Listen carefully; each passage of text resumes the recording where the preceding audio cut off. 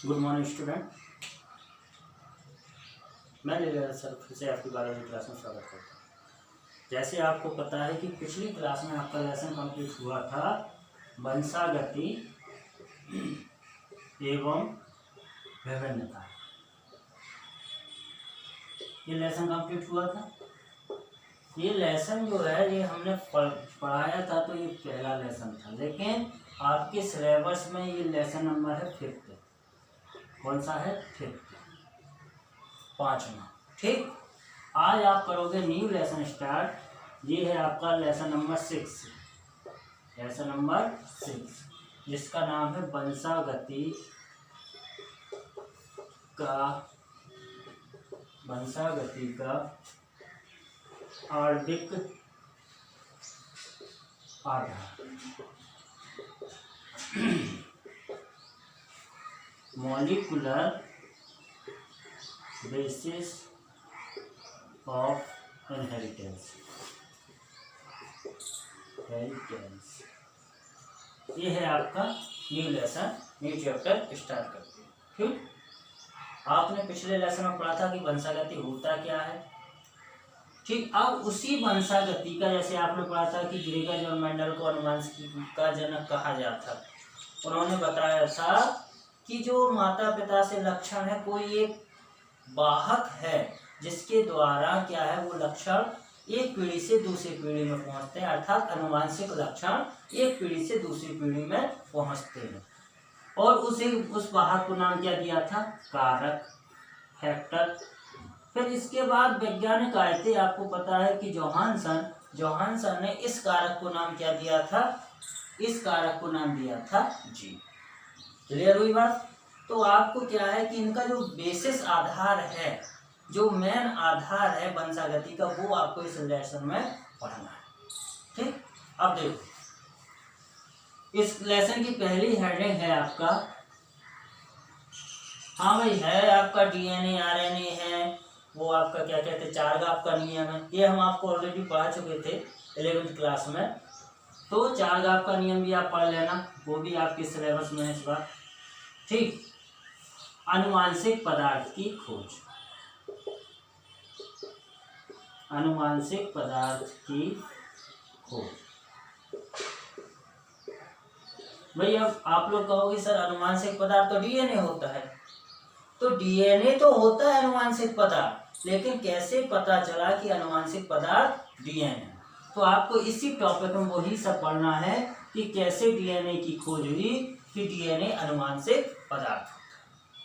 यदि आपके पेपर में भी आए कि आप लिखिए कि डीएनए एक आनुवांशिक पदार्थ है, उसको विस्तार पूर्वक समझाइए, तो आप कभी भी बीच में शो नहीं कर देना, ना लिख देना कि डीएनए एक आनुवांशिक पदार्थ है। जब आप पूरा आंसर लिखोगे, उसके आखिरी में आप लिखना कि डीएनए आनुवांशिक पदार्थ है। क्लियर हुई बात? चलो आगे बढ़ते हैं। तो आनुवांशिक पदार्थ की खोज हुई 1869 वैज्ञानिक थे फ्रेडरिक मिशर। कहीं कहीं में वो आप लोग मिस्टर भी पढ़ते हैं। फ्रेडरिक मिशर 1869 इन्होंने क्या किया कि एक पदार्थ की खोज की पस सेल से, और उसका नाम दिया था न्यूक्लिन। क्या नाम दिया था? न्यूक्लिन। क्या नाम दिया था? न्यूक्लिन। अब न्यूक्लिन नाम देने के बाद फिर क्या किया कि एक वैज्ञानिक थे अल्टमान, सन ईयर 1888। अल्टमान कौन थे? अल्टमान ने क्या किया कि उन्होंने एक मछली ली थी, वो हमने आपको बताया था, सैल्मोन। ये मछली ली थी, इस मछली का कोशिका द्रव अलग किया, और कोशिका द्रव अलग करने के बाद उसका जो रासायनिक संगठन था, तो उन्होंने देखा कि न्यूक्लिन में क्या है कि अम्लीय मात्रा अधिक है, इसलिए उसको नाम दे दिया था न्यूक्लिक अम्ल। क्या नाम दिया था? न्यूक्लिक अम्ल। अब न्यूक्लिक अम्ल नाम देने के बाद फिर क्या किया, एक वैज्ञानिक थे कौशल, क्या नाम थे? कौशल। कौशल ने बताया था कि जो प्रत्येक कोशिका होती है उन कोशिकाओं में 2 प्रकार के न्यूक्लिक अम्ल होते हैं और उनका नाम दिया था डीएनए और आरएनए। डीएनए और आरएनए। अब हुआ क्या कि भाई ये तो सब हो गया, लेकिन 17 या 18 सेंचुरी के आसपास 18वीं शताब्दी में तकरीबन ईयर थी 1776। एक वैज्ञानिक थे रुडोल्फ विर्चो। कौन थे? रुडोल्फ विर्चो, आर विर्चो, या किसी किसी बुक में विर्कोव भी लिखा होता है। सॉरी, ठीक, रुडोल्फ विर्चो थे। तो उन्होंने बताया था कि जितनी भी कोशिका बनती हैं, जितनी भी नई कोशिका बनती हैं, वो अपनी पूर्ववर्ती कोशिकाओं से के विभाजन से ही बनती है। कैसे? जो नई कोशिका होती है,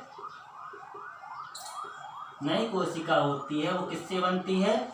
जो पहले वाली कोशिका होती है उसमें विभाजन होता है, उस विभाजन से क्या होता है कि नई कोशिका बनती है। क्लियर हुई बात? ये थोड़ा संक्षिप्त इतिहास था। अब इसके बाद इसको आप पढ़ोगे, आप मेन हेडिंग है आपकी कि अनुवांशिक पदार्थ की खोज। तो अनुवांशिक पदार्थ की खोज 1928 1928 में एक वैज्ञानिक थे,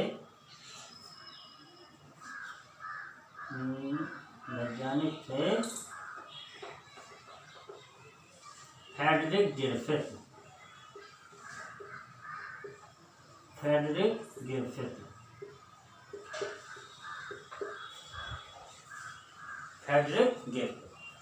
ये क्या कर रहे थे कि एक रोग होता है जिसका नाम है निमोनिया।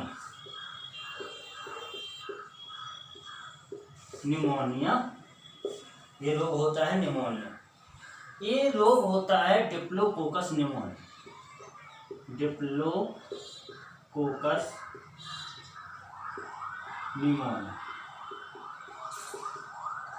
इसका नया नाम हो गया स्ट्रेप्टोकोकस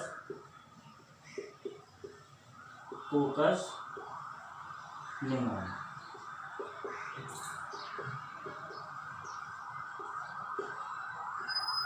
ठीक, ये एक बैक्टीरिया है, ये एक जीवाणु है। तो फ्रेडरिक ग्रिफिथ क्या कर रहे थे कि इस जीवाणु के प्रति वैक्सीन तैयार कर रहे थे। वैक्सीन मतलब टीका तैयार कर रहे थे कि भाई ये रोग इसमें बच्चों में जो होता है, अधिकांश निमोनिया रोग बच्चों में होता है, जहां सांस लेने में तकलीफ होती है, फेफड़ों पर ये अटैक करती है।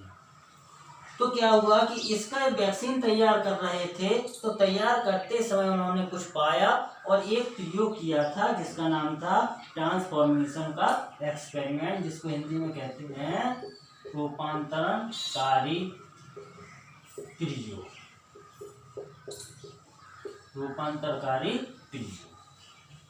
ये एक्सपेरिमेंट किया था किसने? फ्रेडरिक ग्रिफिथ ने। अब क्या किया था भाई? बैक्टीरिया कौन सा लिया था? स्ट्रेप्टोकोकस निमोनिया या डिप्लोकोकस। इस बैक्टीरिया की उन्होंने क्या किया? 2 स्ट्रेन लिए। एक एस स्ट्रेन लिया, एस मतलब स्मूथ, जिसकी कोशिका भित्ति कैसी थी? स्मूथ थी और जिसमें म्यूकस पाया जाता। ये क्या करता है? ये रोग फैलाता है, तो ये पैथोजन है, रोग फैलाने वाला। दूसरा आर स्ट्रेन, ये भी क्या करता है? ये पैथोजन नहीं है, ये किसके प्रति? निमोनिया रोग के। तो उन्होंने क्या किया? ठीक, आर स्ट्रेन लिया, एस स्ट्रेन लिया। तो उन्होंने जब एस स्ट्रेन बैक्टीरिया को जब चूहों में, किसमें? चूहों में, माइस, चूहा में क्या किया? इंजेक्ट करवाया। तो उन्होंने पाया कि चूहा मर जाता है। भाई उन्होंने 2 स्ट्रेन लिए थे, एस स्ट्रेन और आर स्ट्रेन। जब एस स्टेन को क्या किया, चूहे में इंजेक्ट करवाया तो चूहा मर जाता है। फिर उन्होंने जब आर स्टेन को किया, किसमें, चूहों में इंजेक्ट करवाया तो चूहा मरता नहीं है, वो जिंदा रहता है, सरवाइव करता है। क्लियर हुई बात। फिर उन्होंने सोचा कि भाई क्यों ना इसको गर्म किया जाए। तो उन्होंने जब एस स्टेन को गर्म किया, एस स्टेन को गर्म किया, हीट किल्ड, गर्म किया और फिर चूहों में इंजेक्ट करवाया तो चूहा मरता नहीं था, वो कैसा रहता है, जिंदा। कैसा रहता है, जिंदा रहता है। अब उन्होंने फिर क्या किया कि जो हीट किल्ड एस स्टेन था, हीट किल्ड एस स्टेन था और आर स्टेन, इन दोनों को एक साथ मिलाया। क्या किया, दोनों को एक साथ मिलाने के बाद उन्होंने पाया एस स्टेन और आर स्टेन एक ऐसा है, एस स्टेन हीट किल्ड मतलब गर्म है। जब इन दोनों को एक साथ मिलाया फिर चूहों में इंजेक्ट करवाया, किसमें, चूहों में इंजेक्ट करवाया तो चूहा क्या करता है, मर जाता है। क्या करता है, मर जाता है। अब उन्होंने देखा कि भाई ये चूहा कैसे मर गया, जबकि हमने क्या किया, एस स्टेन तो गर्म किया, भाई इसी वजह से चूहा मरता है। तो उन्होंने जब उसका अध्ययन किया तो उन्हें क्या किया, एस स्टेन ही रिकवर हुआ, एस स्टेन ही पाया, उन्हें एस स्टेन ही चूहों में मिला, जिस वजह से वो क्या किया कि मर गया। तो उन्होंने पाया कि कोई ऐसा कारक है कि भाई जो आर स्टेन को क्या कर दिया, एस स्टेन में परिवर्तित कर दिया। तो इसी वजह से ये नियम था आपका दिया था, रूपांतरकारी का प्रयोग किया था, ट्रांसफॉर्मेशन का एक्सपेरिमेंट। ठीक, अब इसका और डिटेल, तो इन्होंने ये आपको ये नहीं बताया था कि अनुवांशिक पदार्थ कौन है, अनुवांशिक पदार्थ कौन है, कि भाई ये तो उन्होंने पाया कि एस स्टेन तो उन्हें मिल गया, लेकिन उन्होंने अपने एक्सपेरिमेंट में ये कहीं नहीं बताया कि डीएनए अनुवांशिक पदार्थ है, कि प्रोटीन अनुवांशिक पदार्थ है। उन्होंने सिर्फ इतना बताया था कि ऐसा कोई पदार्थ है जो आर स्टेन को एस स्टेन में परिवर्तित कर देता है या आर स्टेन एस स्टेन में परिवर्तित हो जाता है। ठीक, आज के लिए इतना ही, थैंक यू।